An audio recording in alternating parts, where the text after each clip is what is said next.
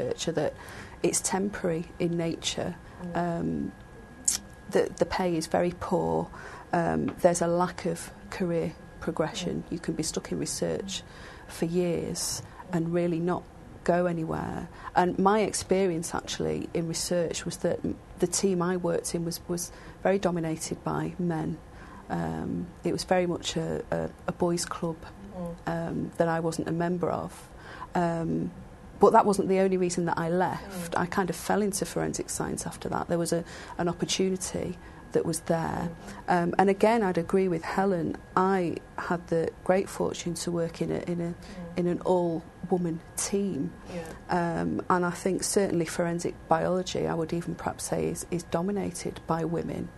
And Helen and I have talked about why we think that is, and I agree that perhaps it is a vocational career, and this very, very much fits in with, I think it was Claire Thompson's contribution to the Smith report about females' views on why they would be interested in certain areas of science. But I also think that women have much greater empathy, and I think that gives them a real advantage in looking at an investigative situation and perhaps working out what could have happened in that particular situation and why it happened. And I think that's a real help as a forensic scientist. I think that really assists you in perhaps having a bit more creative thinking about reconstructing what happened in an event. That's not to say that men aren't good at that, but I think it's a particular strength of women. And Debbie, Lorna, the legal world, we know more than 50% of graduates now are female, but is it a bit like science? Certain areas are attracting more women? Well, certainly childcare attracts many, many women. 60%, I think. Well, it sometimes you wonder whether there are any men left in the world sometimes. You go into court and everyone's female. Yes. I think criminal law, for example, is probably slightly more male-dominated, and then you've got commercial areas, which I think are probably much more male-dominated. I think with lawyers, you make a decision fairly on in your career if you're going to go down the working locally in a locally resourced firm, the typical high street practice, or even the larger practices that are not the city firms. And I think that certainly the fields of work that I've worked in, which has been criminal defence for the first 10 years, followed by family law. I mean, I think for the very reasons Lorna just said, I couldn't manage the criminal defence because of the out-of-hours work. And I've moved into family, and I think because I think it's quite highly skilled when you're representing parents, because you need to have to be able to empathise and sympathise and understand and identify with your client's difficulties, but you've also got to step back and say, but I'm your lawyer, I need to give you some advice. Now, you might not like to hear what I've got to say, but I'm going to say it anyway, because you can go to the next person who'll tell you what you want to hear, but I'll try and tell you what I think is the right thing for you to do. And I think that comes with time. I think women are perhaps a little better at offering the sympathy and the. Perhaps I'm being unfair on my male brethren. I don't want to. I don't want to diss them. I always notice in these discussions that women will say, I think this and that, but I don't want to upset the men. Well, maybe we should upset them sometimes. They're highly organised, and I think we're very, very good at multitasking. I know one of the issues which has been raised particularly in relation to science, but it's probably true in relation to law as well, but science and technology, is that if a woman has time out to raise a family, or even maybe a small amount of time, that can be quite difficult if the technology and the science knowledge has moved on, and particularly where you're looking at professional qualifications and recent research experience and the like, there can be a difficulty at women getting back in. Is that something that you would face in forensic science? I guess it would be. It is a rapidly advancing field of science. But again, my experience, not having had children, I can't speak from personal experience, but having observed my colleagues who have left on maternity leave and then have come back into work, it hasn't been a huge issue for them. And perhaps it would have been in other areas, I don't know. Maybe more so in academia, who knows? I don't know. I mean, certainly from, again, like Sue, I don't personally have children, but I have witnessed some colleagues who have been reduced in their ability to make choices about the direction their career is going to take. One of the roles a forensic scientist might take is scene work, where they go out to scenes of crime, which requires being on call 24 hours a day, 7 days a week, just like criminal justice, and very unsociable hours and zero notice in terms of work requirements. And I have several colleagues, certainly, who, after becoming parents, found the juxtaposition of doing sim work and raising their families and contributing to family life very difficult, and had to make some quite difficult choices. Some of them have been successful, but at personal sort of sacrifice in some other areas of their lives. And again, I think as well, because in forensic science you need to be able to demonstrate ongoing competencies. If you do leave the work environment for a period of time, you have to then undergo a period of regaining all those competencies and demonstrating. And inevitably, although you'd hope that was a quite quick process, certainly with people who've got lots and lots of different competencies and skills, that can take a period of time. And of course, if their colleagues who haven't, women as well as men who haven't had that period of time out, are progressing with their careers, I think inevitably it does lead to a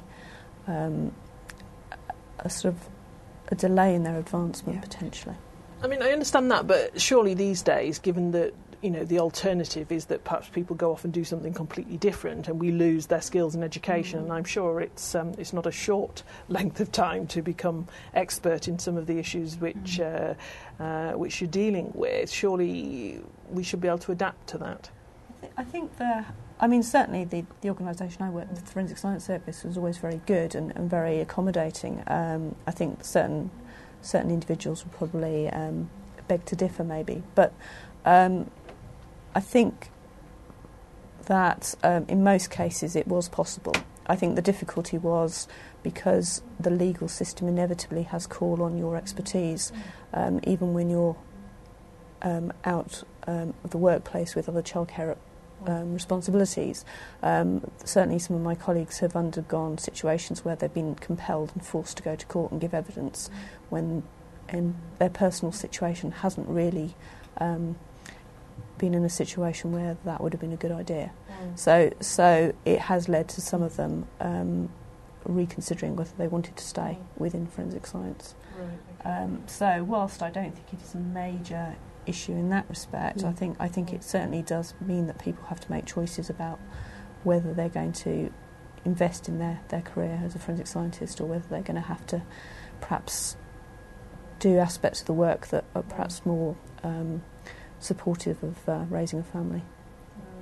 Okay, and on the legal side, the other thing that's happening is that it isn't just whether you stay and which areas you end up into. Girls now think about going into law. On science and technology areas, it's still a minority. What is it, I mean, that you think attracts girls and women into law? Well, I don't know the answer to that question. I think I'm going to be a bit of a politician and answer a different question entirely almost. Okay, fair enough. And what I wonder about is what happens in school, actually, because my own experience was that I had very equal across-the-board grades in science, maths, English, history.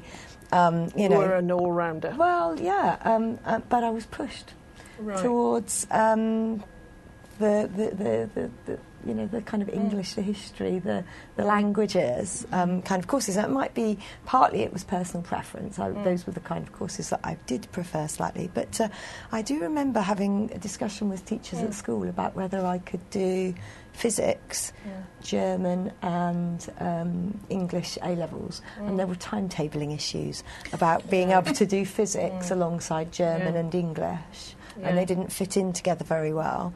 And so that didn't kind of allow for kind of, a broader route at the A-level stage. It seemed to me that you either went the humanities, English history type courses, or you went down the route of some science-based and mathematical courses. And I don't know whether that's changed in school now, but I mean that certainly has to be looked at, I think, in terms of what happens when girls are younger. I mean, for me, I kind of just fell into doing some work experience in a legal aid high street practice, and perhaps that's easier too.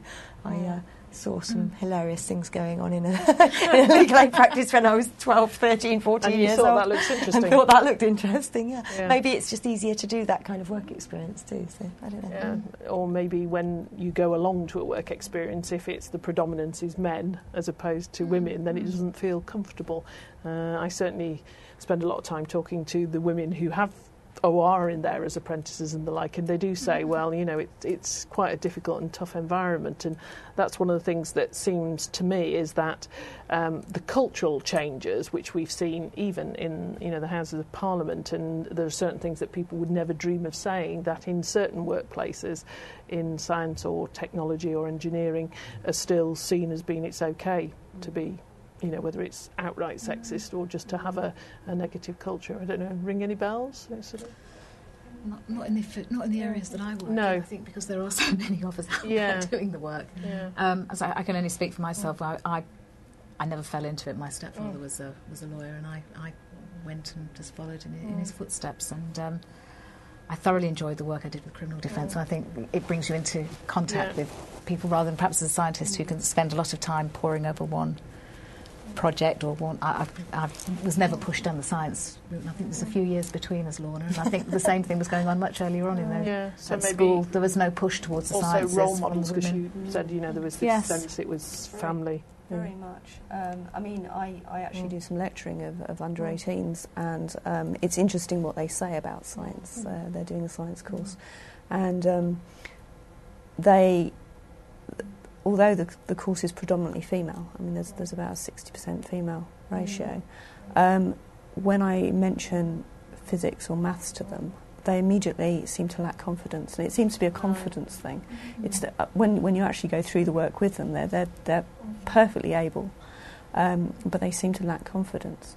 And I think for me, there's a serious lack of scientific mentors out there, role models and mentors for young women in particular, but also young men as well. I think that science is just seen as geeky, and that whole stereotype about people sitting in the lab and being introverted and insular.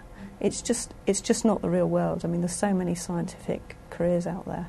Yeah, and also you were saying that one of the things that's perhaps attractive about the areas that you've chosen, it's a part of science where you do interact with people and where you have to look at issues and talk about it and discuss it in a way. So it's not that very much, you know, discovering something, working on your own. It's that interaction. Yeah. And also I think the media issues about... I mean, I always thought that was one of the problems about social workers, is there's never been a terribly good programme about social workers, whereas you have some great law programmes and court scenes make a good for good drama, and now CSI, you know, everybody knows it. You know, it's like when it was blood splatter, I was thinking, oh, CSI, you know, all that kind of thing. It's got a better image in the media. Well, I'd really like to give a positive input here, because I think there are some really excellent examples of scientist role models for school pupils. And actually, I've been involved in a project that's an annual project run by the Wellcome Trust, or sponsored by the Wellcome Trust, called I'm a Scientist, Get Me Out of Here. And it's an online it's an online science communication event that I took part in 2011, and there were over 100 scientists taking part that were directly engaging with groups of school children, and it was a fantastic opportunity for them to have a real feel of what science is all about, and to lose some of the misconceptions that they have. They could ask questions directly to the scientists within their group. There were also live web chats scheduled throughout the 2 weeks of the event. So it was a real opportunity. There's another one running this year. Oh, right, okay. I think it's June this year. I'm a Scientist, Get Me Out of Here. Yeah, so more of that, please. It'll be, you know, I think will help to change things and help to change attitudes to science. Okay, well, that's our hour of discussion, and we're on to our question time. And the first question we have here is, what effect has the Munro report had thus far in the context of the public law outline? Who wants to kick us off on that? It's an interesting question, because the public law outline comes on the back of a previous protocol to do with childcare, which was I came into force, it was when I was away, 2002. And so